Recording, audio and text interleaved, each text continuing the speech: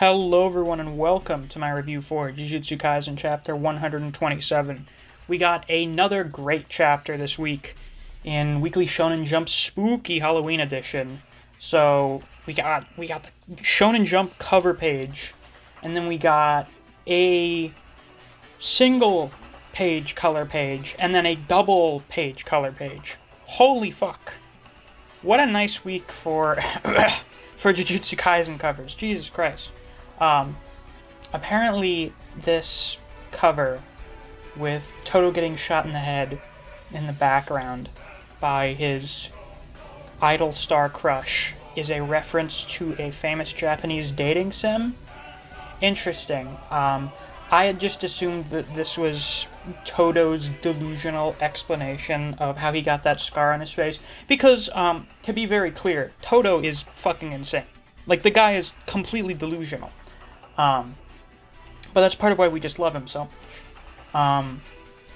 We got a lot of great Todo content this week. We got some pretty good Yuji stuff, and some hinting at other things that may be going on. So let's get right into talking about the chapter, first with Todo. So Todo is just absolutely fucking styling on Mahito for most of this chapter. It's been a long time since the Goodwill Event arc, so I'd kind of forgotten just how fucking awesome Todo's ability is. Like, I know that it's super good, but seeing it in action again, you're really like, wow, holy fuck. Even Mahito says that it's so disorienting even when you're aware of what it does, which just goes to show you why Todo is the trump card of Kyoto, just like how Kotsu is the trump card for Tokyo. Now, the issue here is that Mahito seems very excited by the fact that he's super disoriented by Todo's ability, because Mahito is a living, breathing, learning machine, and whenever he's experienced to new stuff, he learns how to overcome and sometimes use that stuff to his advantage. So him encountering Todo's ability initially is good because he doesn't know how to deal with it. The issue is that it's likely that Mahito will very quickly figure out how to deal with that ability. So we have to be a little cautious here. It's not great news that Mahito is having a blast right now. It's not like... Has Mahito ever been scared? Not really. I mean, the closest thing to him being scared is when he initially got sliced up by Sukuna. Like, Yuji goes into his domain, and Sukuna's like, hey, I thought I told you there wouldn't be a second time. And he slices him open, and Mahito is initially shocked. But then I'm pretty sure right after, he's like, oh, ha, I see. And now because of that, he knows to never use Idol Transfiguration on Yuji. If anything, Yuji being here is at the very least a deterrent from Mahito using his domain expansion, which would be really bad news for everyone here.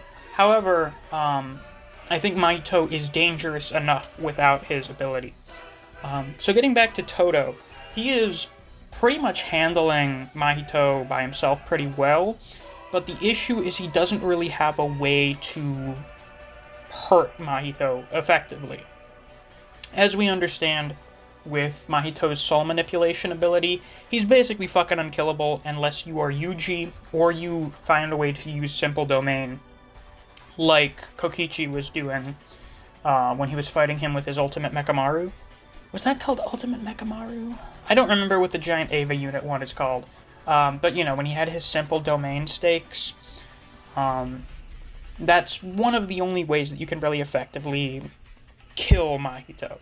So, while Todo is super good, he doesn't really have a way to beat Mahito, which is where Yuji comes in. So, Todo is here reassuring Yuji. Yuji feels really, really terrible about all the stuff that's happened in the last several chapters. He talks about how Kugasaki and Nanami are dead, even though Kugasaki's not dead, and that Sukuna killed so many people, and that he tried to help more people, but he couldn't do anything, and he's just a murderer. and what he thought was his conviction was just an excuse, and that he really can't forgive himself. Now Todo, being the awesome brotherly figure that he is, reassures Yuji that he shouldn't be giving up, because all of them together are Jujutsu sorcerers, and as long as they live, their friends who have been killed will never truly pass away, because they're all carrying on their will and their mission to defeat cursed spirits. So he shouldn't be all down in the dirt, and he should keep fighting, because that mission is what they've been entrusted with by the people who have passed on. And then he takes off his jacket. I saw the translator theorizing a little on Twitter, talking about Todo's necklace thing. I don't know if he's ever used that before. I'll have to check the Goodwill event again, but I don't recall if he had that on. And I think his name is Stefan, said that maybe this is like some sort of little cursed gadget thing. Like, even if it's just a necklace infused with cursed energy, that means that Todo would be able to swap places with it, right? And Todo having more maneuverability is great. Like, his whole ability is based on moving around, so the more options that he has, the more things he can switch with, the better. So we'll see if that's relevant now. Todo makes an interesting comment to himself, and he says that now is not the time to tell brother about that. Now, what the hell is that? That sounds kind of ominous. Maybe it's ominous. The way he says it, because, like, it's just after he gave an emotional, like, uplifting speech. So most likely it's something bad, right? Like, I don't know, someone else died, or, like, they have orders to kill Yuji. I mean, that's also a possibility, I guess, because we already know the Kyoto school tried to kill Yuji during the Goodwill event. The principal there is kind of a dick. He's among the elders. So they've wanted to kill Yuji this whole time, and with Yuji, I guess, basically vaporizing, like, several city blocks of Shibuya, they would have been like, alright, guys, it's time. He's gotta go. So go in, Todo.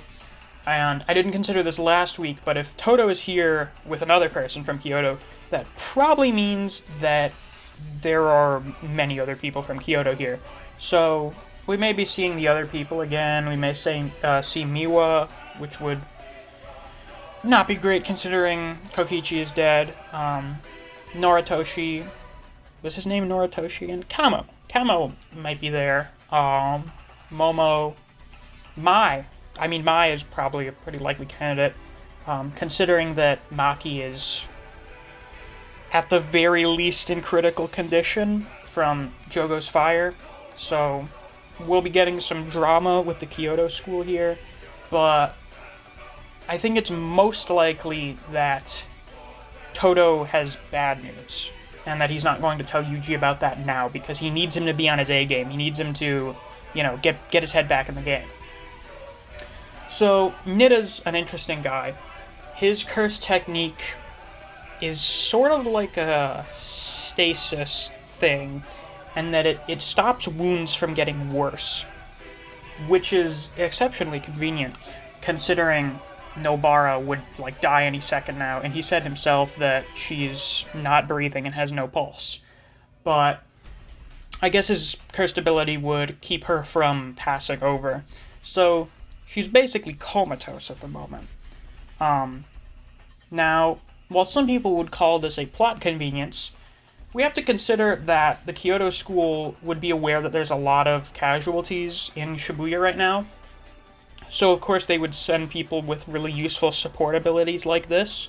So, Todo going around with someone like Nida is not surprising in the slightest. It's also very funny that Nida doesn't realize that Yuji is not Todo's actual biological brother. It is so... oh my god. How much do you want to bet that he fucking talks about Yuji, and he says, oh yeah, my brother, and it's like all he talks about to the other Kyoto students? I think I could understand why they all hate him so much.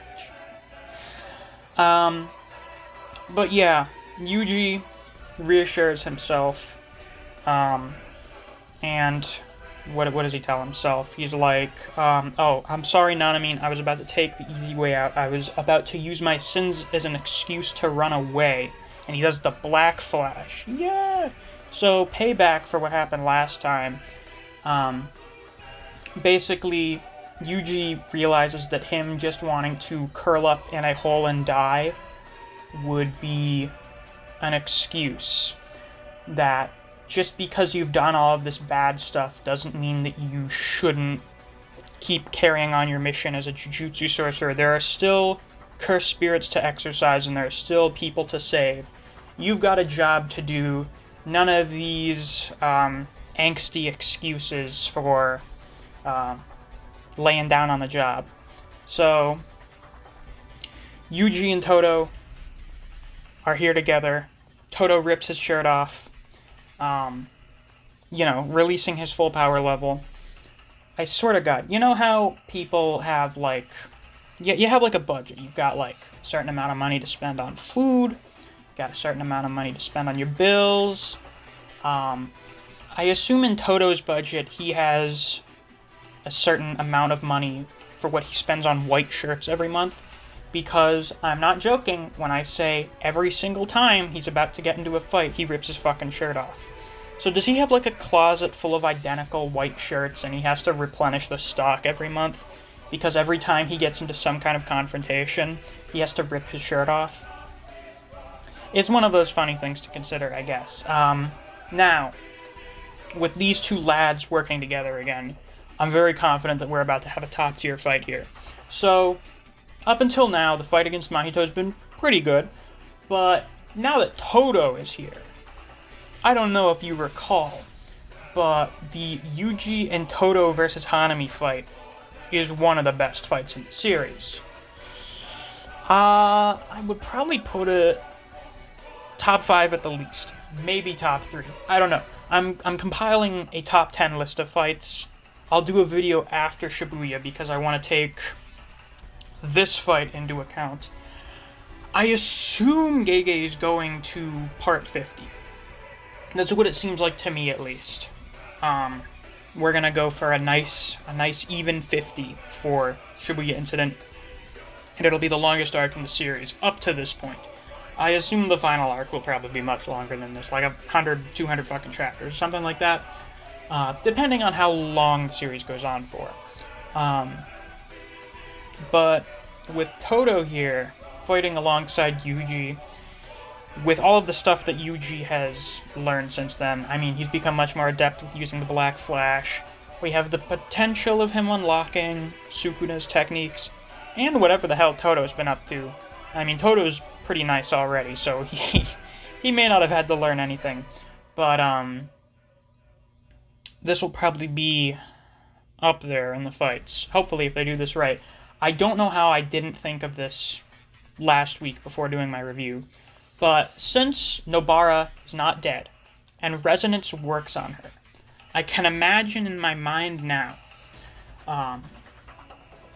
you have a double-page spread where Yuji and Todo both do Black Flash on Mahito. At the same time, Nobara is just conscious enough and is able to muster just enough cursed energy to perform Resonance on like some little piece of Mahito that they blew off of him. So you've got a double Black Flash and Resonance, which who knows may also be Black Flash at the same time. So you've got like a triple Black Flash Resonance double page spread. Would that not be the best spread in the entire fucking series if Gege does that? I mean, I have no idea what they're going to do. They may have something even better than that in mind, who knows. But that's like the most like stacked damage, awesome visuals spread that I can imagine. So we'll have to see what happens. Yeah, another great chapter this week. I have to say, I don't know if I've said this, Jujutsu Kaisen does not have a single bad chapter. And lately, Shibuya Incident has been nothing but very good chapters. It's kind of ridiculous how fucking good this arc has been. Like, I'm in awe of it. This is basically Jujutsu Kaisen's Soul Society arc. Like, it's their first big, long arc that's really fucking good. So I have to commend Gege for doing such a consistently good job with the Shibuya incident.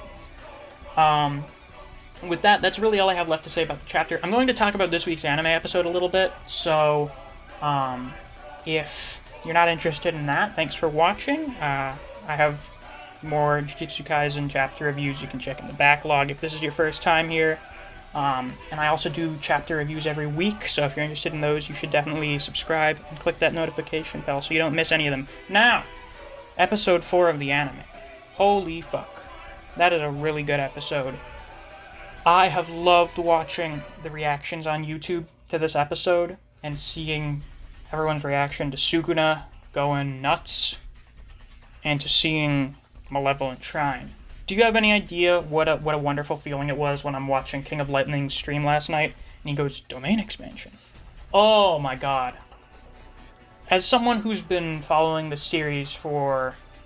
Well, I guess I haven't been following it anywhere near as long as compared to long-term fans, so I assume it's more cathartic for you guys that have been following this for like 2 years. But following the series for a while and getting really into it, and then seeing like these big YouTubers using the terminology from the series and talking about stuff that happens in it, it's a really great feeling. And I'm greatly looking forward to, if my math is correct, episode 7. So in next week's episode, it looks like we're going to get chapter 9 and 10 adapted. Yeah, because we're going to have Megumi versus Sukuna. And then we're going to have the stuff in the morgue. And then we're going to meet the second years. Yay! And then we're going to be introduced to Imposter Ghetto and the Disaster Spirits. So, that's fun. That's episode 5. Episode 6, I assume, is going to be the stuff happening inside Sukuna's innate domain.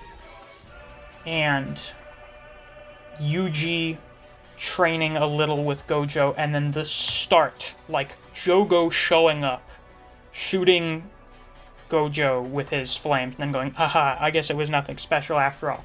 And then Gojo comes out and says, who are you calling nothing special? Boom. End of the episode. Lost in Paradise starts. Episode 7 is going to be Gojo versus Jogo, which means we're going to see Unlimited Void. Fuck it. I'm just going to use the Viz translations now, because that seems like what they're going with.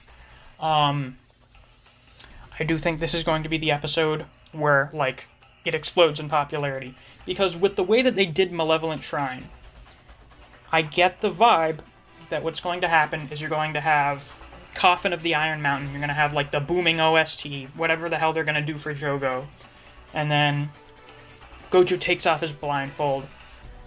Unlimited Void, the fucking blank white background swallows up the entire volcano environment, and the OST just cuts out. Like, he goes Unlimited Void, and then it's just, like, silence. I have a feeling they're going to do that. That's going to be fucking awesome. I am so excited. MAPPA has been doing such an amazing job. They've really been doing this manga justice with their adaptation, and I'm just so excited. I'm so fucking excited for all of the stuff that is coming up this season, and really everything they're going to adapt. I'm very pleased. It seems that we really lucked out, and Jujutsu Kaisen is in good hands with its anime adaptation. So, with that, that's all I have to say this week. If you enjoyed this video, please be sure to like, comment, subscribe, and click that notification bell. I do Jujutsu Kaisen chapter reviews every week, and I also do Jujutsu Kaisen character discussions every other week. I think I'm going to be doing a video about Geto next week. The real Geto. So if you're interested in that, be sure to subscribe so you don't miss it when it comes out. If you enjoy other series such as Record of Ragnarok, Chainsaw Man, and Kengan Omega, I do videos on those series as well, so if you're interested in those, you should definitely check out my channel. If you enjoy discussing Jujutsu Kaisen with other people, or you just enjoy the content I produce on this channel, I highly suggest you check out my Discord server. I have a link to it on my channel. Thanks for watching, and I'll see you around.